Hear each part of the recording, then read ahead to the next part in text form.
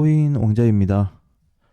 오늘은 보조 지표를 이용해 가지고 과거 트렌드하고 현재 트렌드를 어떻게 이어져 왔는지 이거 하나 확인을 해 보겠습니다. 어떻게 보면 단순한 부분이긴 한데 저한테는 단순하지가 않더라고요. 왜냐면 이 구간에 여러분들도 지금 시장이 무섭잖아요. 변곡점까지 온 상황에서 어떠한 결과가 나타났던 시전인지 확인이 가능합니다.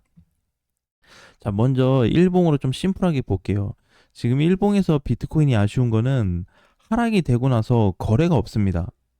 이 부분이 이제 제일 좀 아쉬워요. 그러니까 매도 물량이 나오고 나서 매수 물량이 등장이 돼야지 뭔가 좀 변화를 줄 수 있는데 그 부분이 없습니다. 2월 자리로 보면은 여기는 2월 5일 날 폭락이 되고 나서 다음 날 바로 거래 들어온 모습을 볼 수가 있어요. 자, 그러면 여기를 이제 피보나치 기준으로 놓고 봤을 때 이제 사이클 기준이 이제 이렇게 되겠죠? 그죠? 최초 저점과 고점 기준이니까 그러면 그 시점 이제 이후로 좀 따져봐야 됩니다. 이후로 보게 되면 정확하게 0.618 라인을 지켜주면서 반등이 나왔어요. 그러니까 어, 여기 보면은 여기가 0.618 기준이죠. 이탈이 없습니다. 그러면서 상승을 만들어줬어요. 이 기준은 이제 뭐의 기준으로 잡혔냐? 2월 6일자 거래가 실린 부분으로 인해서 확인이 되었다라고 이제 보는 거고요. 이 시점 이후로 상승이 나왔죠. 잘 올라갔어요.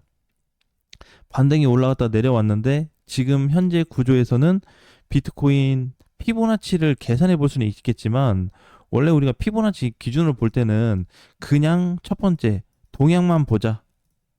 그냥 동향만 확인. 이렇게 됐을 때는 얘도 볼 수는 있어요. 아, 지금 현재 피보나 기준으로 했을 때 동향이 어떻게 생겼나? 근데 정확도가 없습니다. 그럼 이제 두 번째, 뭐가 필요하냐면 얘는 수급이 동반이 돼야 됩니다.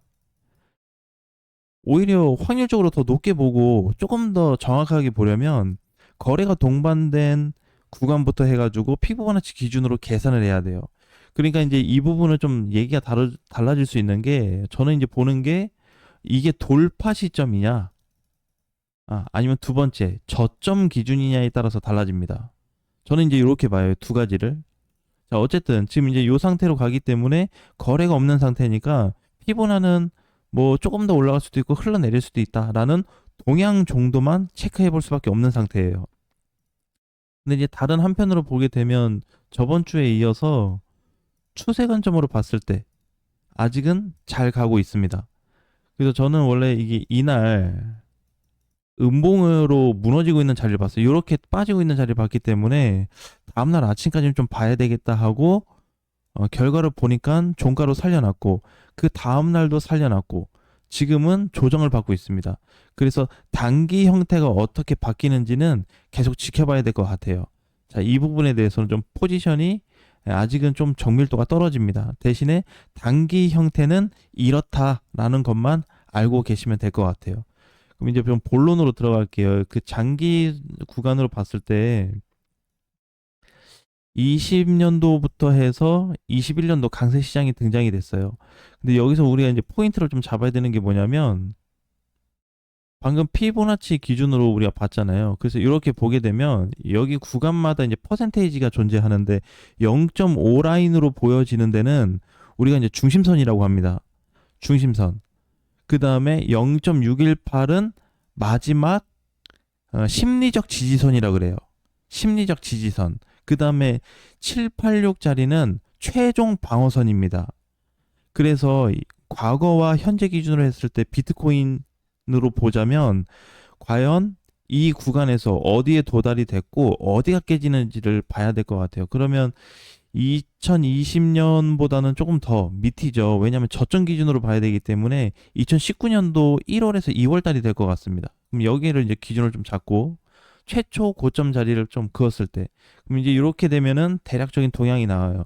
여기서 이제 첫 번째로 우리가 알 수 있는 거는 이 당시에는 0.5 라인을 지켜줬다가 어떻게 뒤에 가서 부셔놨습니다.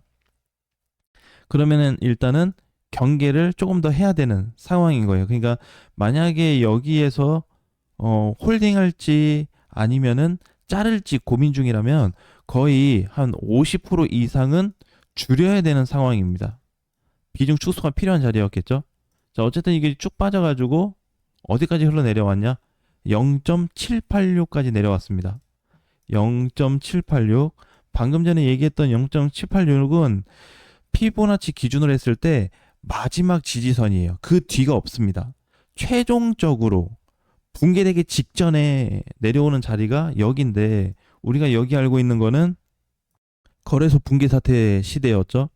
어찌됐든 바닥부터 대비했을 때 고점까지 올라갔다가 그리고 나서 좀 출렁출렁 하다가 다시 저점으로 내려왔는데, 이 저점 기준이 어떻게? 피보나치 기준의 마지막 방어선, 최종 방어선이었다. 그럼 여기서부터 이제 뭐가 등장했냐면 반등이 나오기 시작했어요. 이렇게 반등으로 이어져서 살아났습니다. 그러면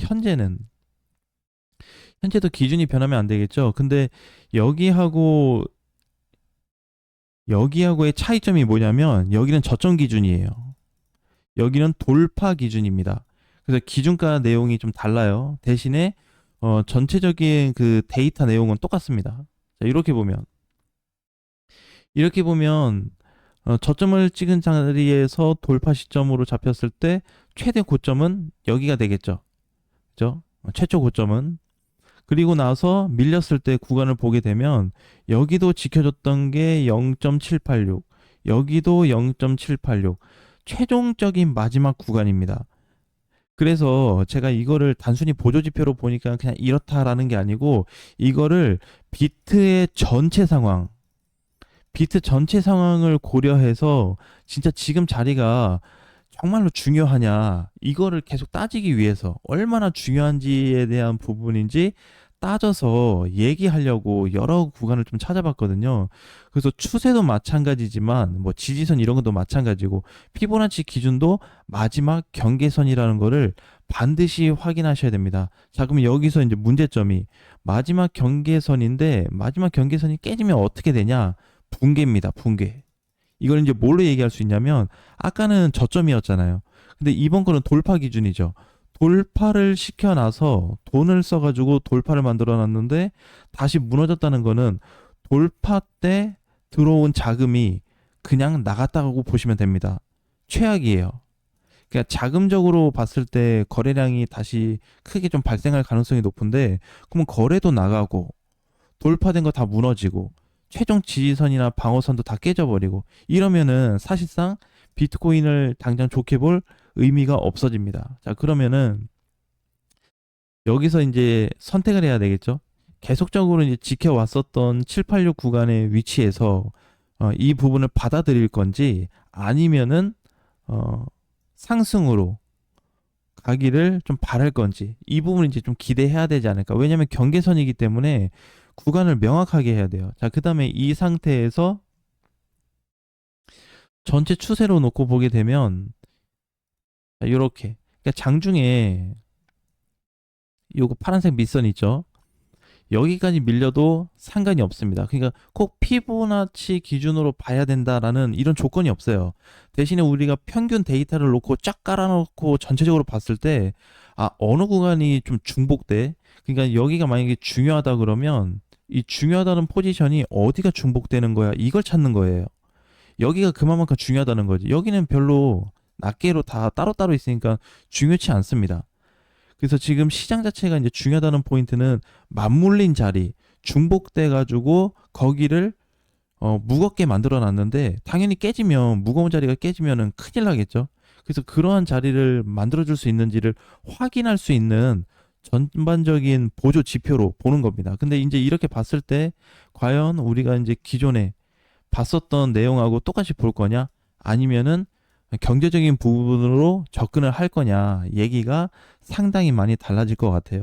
그래서 제가 아직까지 봤을 때는 붕괴 형태도 없고, 특별히 이번 월봉으로 봤을 때 거래량 증가도 많이 없기 때문에 아직까지는 붕괴 사태로 뭐 본다든지, 뭐 물론 지금 자리에서 뭐 마이너스 뭐 한 3에서 5% 정도 밀리는 거는 나올 수 있거든요.